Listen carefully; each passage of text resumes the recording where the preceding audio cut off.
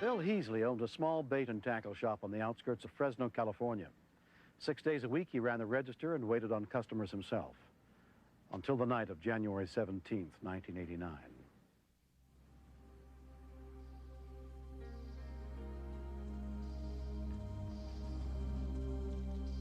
It appears that Bill was closing up. He was removing guns from the display counter and putting them in a gun case, which in turn he takes to the safe and locks them up in the safe. We located witnesses that observed 3 individuals pulling up in a pickup. At least 2 individuals we know went into the store, and obviously they were not going to leave a witness behind. You did.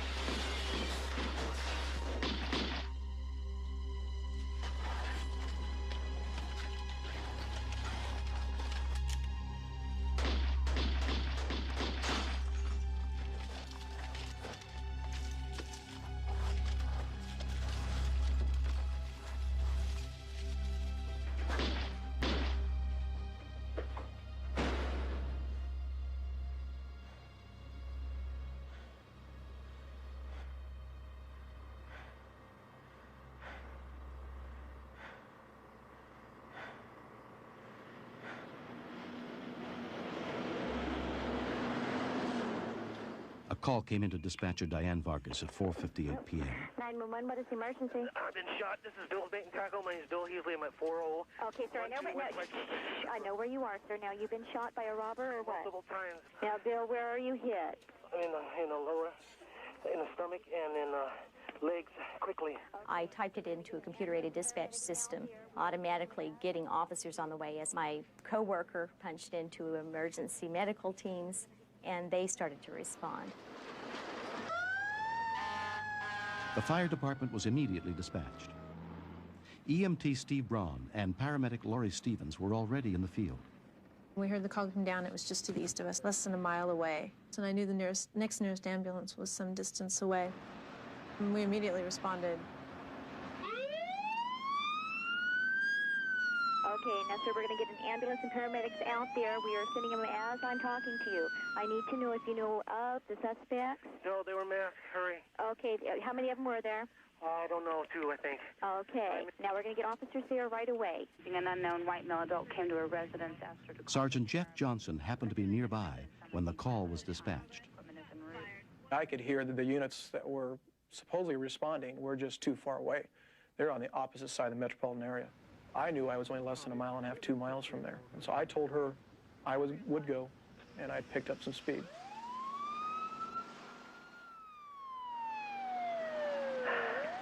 Now, I'm going to sit on the phone with you. You don't have to talk if you don't feel like it, okay? We'll try to take it real easy, okay? I'm not going to make it. Yes, you are, sir. You are going to make I've been it. shot about 6 times. Okay. 1 badly. I think my kidney's bleeding. This is the FSO. I've got a man who's been shot. EMS dispatcher Dan Lynch took over Bill's call. What is your name? Bill Heasley. Okay, Bill. Where is your gunshot wound at? In the stomach. In the stomach? Lower right side, about 5 or 6 times the legs. Okay, are you laying? You could hear the pain, you could hear the fright in his voice of what just occurred to this man. I just want you to rest. Try to slow your breathing down. I'll stay on the phone with you, all right? You have to hurry. Okay, we're on our way. Are you laying down? Yes. Okay, flat on your back. No, on the side. I want you to lay flat on your back. Oh. It'll help with the blood, okay? Put your legs up in the air. Put something under your legs. The left leg, I can hardly move. That's the one that shot. Okay, put something under your legs. I can't. Okay, we're on our way, so... It's harder for me to believe on my back. Okay, then you get comfortable on your side. And as the call gradually progressed, you could hear his breathing grow more rapid and deeper, which is a sign of shock. This guy was on his way out. The paramedics were the first to arrive, but they are not allowed to enter violent crime scenes without police protection. I can't do Bill any good if I'm shot. I can't do him any good if I'm dead. We just pulled back across the street. If we had to get out of there quickly, we could. They could only wait, helplessly, until police arrived. I'm starting to feel cold. Okay.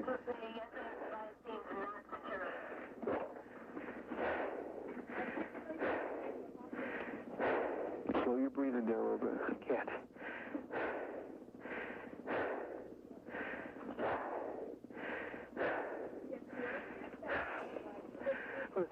Yes. I don't know if I'm going to make it. Yes, you will. Okay, all right. Go ahead. In case. All right. Tell my wife that I love her. Tell my boys I love them too. All right. And that'd be good. It was very disheartening to know that we had a unit that was sitting outside and we couldn't do anything to help this man right now. When we continue. Call my wife. Tell her to get the help.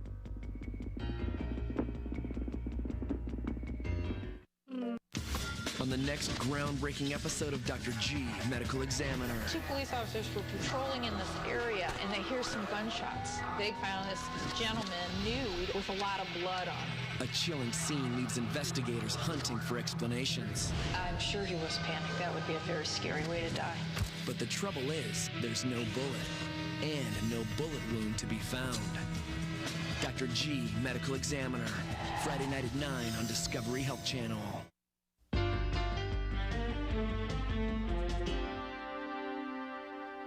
Bill Heasley was still lying on the floor with multiple gunshot wounds inflicted by armed robbers. The 911 dispatcher was his only link to help, as paramedics were forced to wait just outside the store until the police could arrive and secure the scene. Okay, Bill, just take it easy. Keep your breathing down a little bit. Also, call my wife. Tell her to get the help.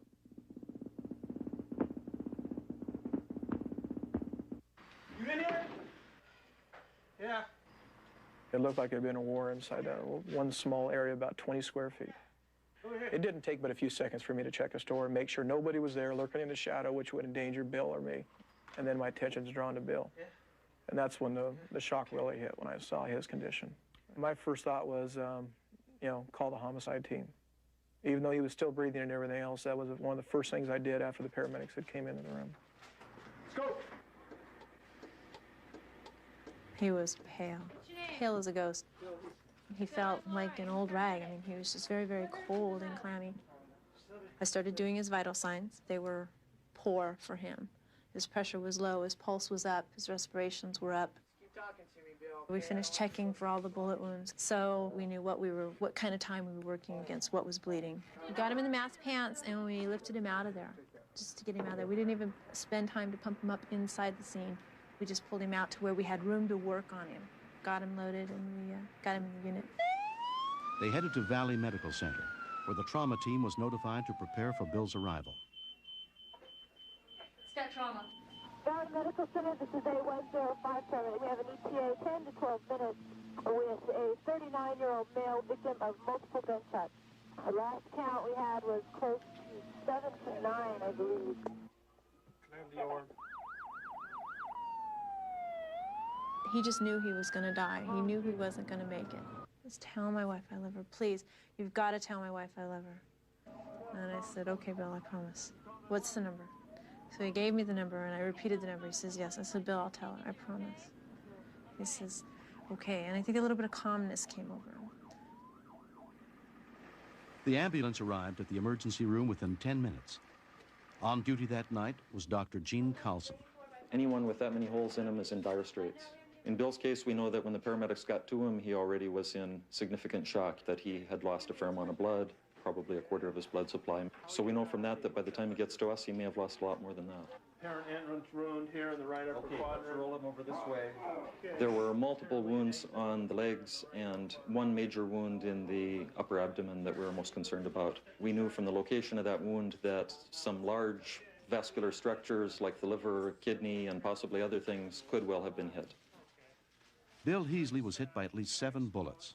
As he was rushed into surgery, paramedic Lori Stevens went to keep her promise. That phone call was awful. I go, Bill wants me to tell you that he loves you. And tell the kids that he loves them too. I've relived many, many times in my mind what it may have been like for him. To me, when he said in the tape that he loved me, means more to me than anything he's ever given to me. Doctors worked on Bill for 3 hours to try to save his life. With 5 bullets still inside him, Bill has survived. I'm not a person that's been afraid to die. What concerned me more than anything was, of course, that I would not be with my wife or my children. And that's really the only thing that I was thinking about at the end, that I would miss them if I did die. He's my world. I love Bill very much. He's made my life very happy. It scares me to think that I may not have married him. I came close to not marrying him. I think what kept him alive was his will to live. I really love my dad a whole lot. I'm really glad he's around. The suspects involved in the shooting incident were arrested within a week and were subsequently convicted and sent to prison.